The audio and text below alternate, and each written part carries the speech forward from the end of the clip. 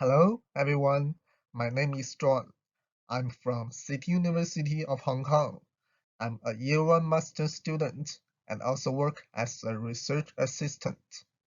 Now I would like to share with you about our research project, LoRaWAN-based camera with compression and image recovery algorithm. The compression and image recovery algorithm, we call it CIRA. We know many IoT applications require the monitoring. For example, water monitoring, smart farming, and smart agriculture. After taking photo, we need to transmit it back to the server, but not all places have good network coverage. In some rural areas or mountainside, there are no Wi-Fi and 4G signal. To transmit the data in those areas, we need to use long-range technology, such as LPWAN, Low Power Wide Area Network. For example, the LoRa, Sigfox, and NB-IoT. However, the LPWAN protocols are most in low data rate. Compared to the large image size, it is difficult to transmit image using the LPWAN. In our research work, we choose the LoRaWAN as the transmission protocol, as it uses ISM band and user can establish its own network. However, LoRaWAN have further regulations limitation which limits the data uplink and downlink, will make it become more difficult to transmit image. To conquer the pain points, we come up with our solutions, which is the LoRaWAN CIRA camera monitoring system. There are some related works using LoRa to do the agriculture monitoring. They set up a LoRa system to transmit the image data. The image is using JPEG 2000 to compress and encode. For agriculture monitoring, because the plant change frequency is very low, so the frequency of taking image is low, which can save lots of bandwidth. They use 8-bit grayscale and set the resolution to 160 × 160 pixels. Because the image is mainly taking the static image, they only need to send the discrepancy image to further reduce the image size. Another research is also using LoRa. They use LoRa to transmit the image data. The image is encoded using different formats, JPEG and WebP, which is the Google image. They find using WebP can reduce more than 50% size than the JPEG. There are many research studies about doing monitoring systems, but all of them are using LoRa. To change the spreading factors, use the TDM, time division multiplexing, or other methods, but no research is using LoRaWAN to do the monitoring. This is also one of the reasons we choose LoRaWAN to do the research. As a low data rate technology, send image data is a pain point. Besides, for LoRaWAN, the local governments have regulation on it. For example, in Hong Kong, it requires 1% duty cycle and obey the TTN Fair Access policy. The TTN stands for the Things Network, which is a global open LoRaWAN network service provider. They provide cloud LoRaWAN service, as their organization contributes the LoRaWAN community a lot. To make the LoRaWAN fair use to public, they set a rule called TTN Fair Access Policy, which said an average of 30 seconds uplink time on air per 24 hours per device, at most around 36 kilobytes per day if using the data rate 6, bandwidth 250, and AS923. At most 10 downlink messages per day, including the ACKs for confirmed uplinks. Hong Kong government also requires following the TTN policy. As you can see, 30 seconds uplink times on air is very small. Only 36 kilobyte data can be sent per day, and only 10 downlink can be sent per day. This means not every uplink can be guaranteed to receive at server, because we cannot give every packet an acknowledgement.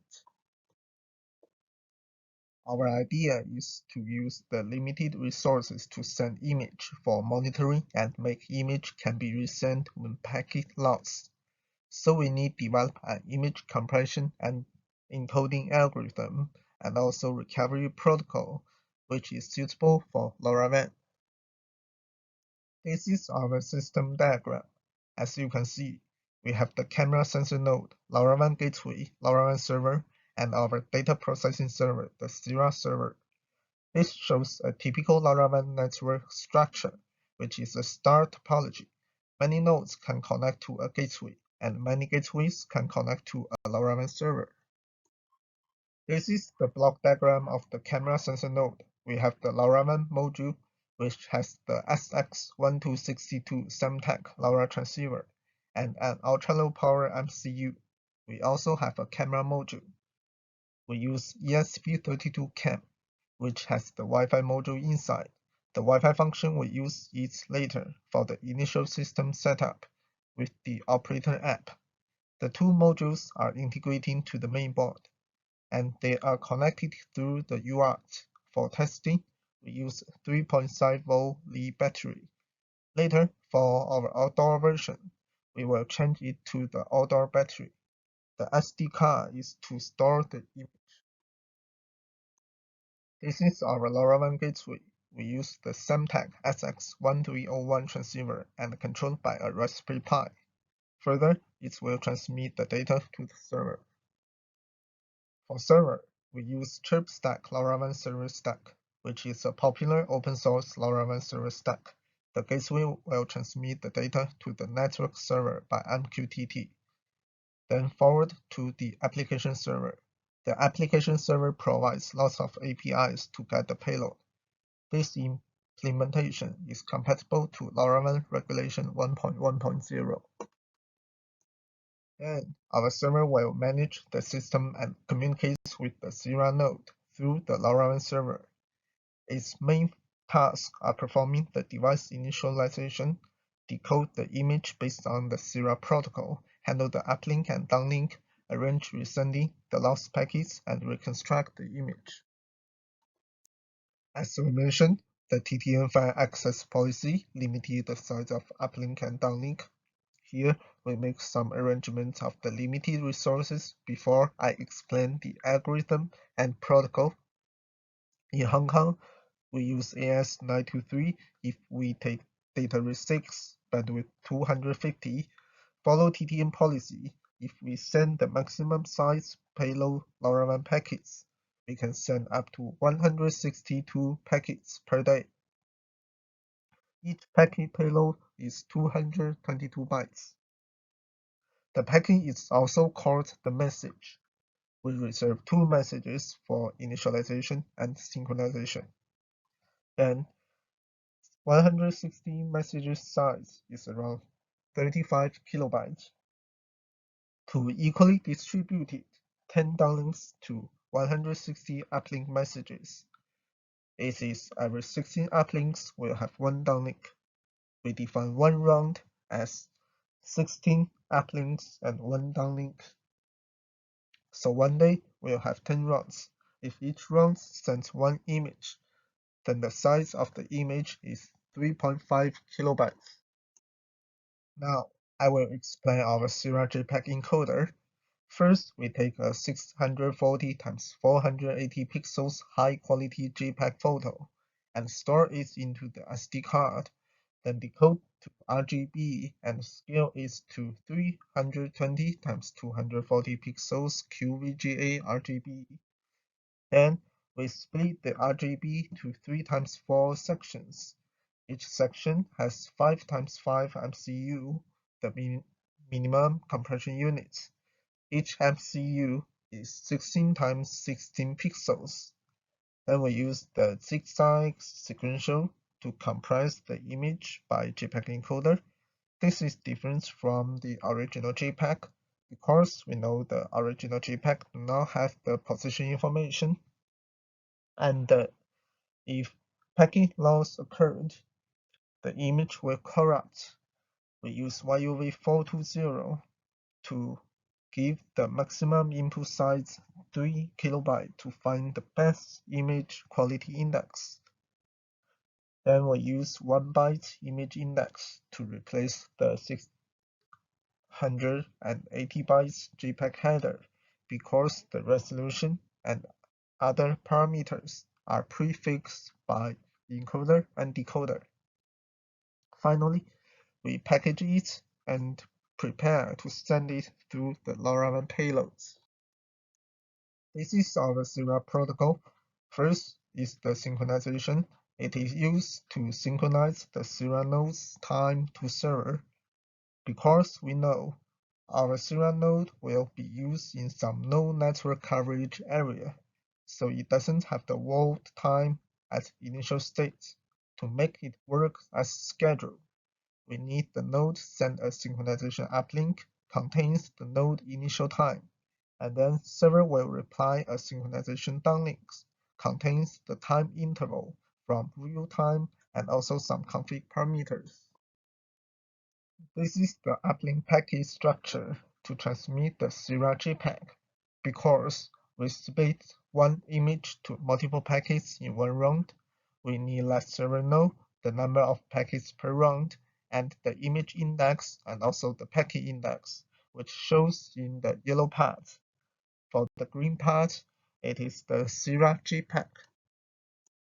To let CIRA node know which uplinks lost and resend, we need send the loss information by downlinks. We define the downlink structure like this. First byte is telling how many uplinks need to be resent, and if support regional and discrepancy, shown in the yellow parts. Then followed by the lost uplink image index and the packet index. And we define the priority, which is shown in the blue part. For the priority, because the TTN policy between uplinks and fulfill certain intervals. In our case, is 8.9 minutes, so we need to wait around 2.5 hours to get a downlink. However, user may want to send the downlink immediately instead of wait until 2.5 hours. After that, if we enable region, we need tell the node the rectangular position information for the region, which shows in the green part. This is our CIRA system protocol flow diagram. We illustrate the protocol between camera module to LoRa module, the CIRA node to server, and the recovery protocol. As mentioned, we reserve 16 uplinks per round, so we only take 2 uplinks for resending the previous lost packets. Our system has setup mode. It used for initial setup and fetch the high-quality photo. As mentioned, our node supports Wi-Fi function. Users through the operator app can set up it and get the initial image. The initial image is important because user need wait 2.5 hours to get the photo. But if the packet lost, user need wait more time to see it.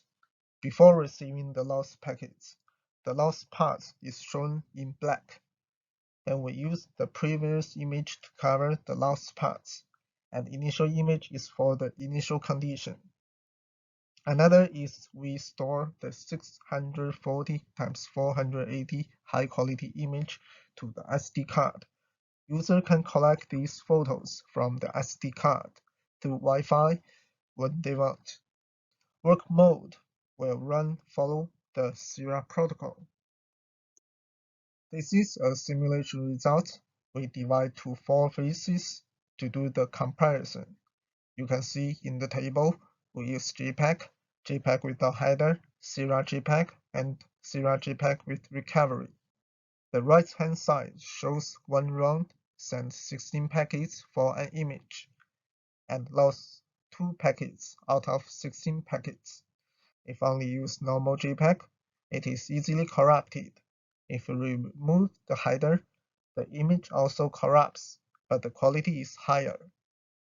If using CIRA JPEG, we can limit the damaged parts within certain area, but the quality still remain high.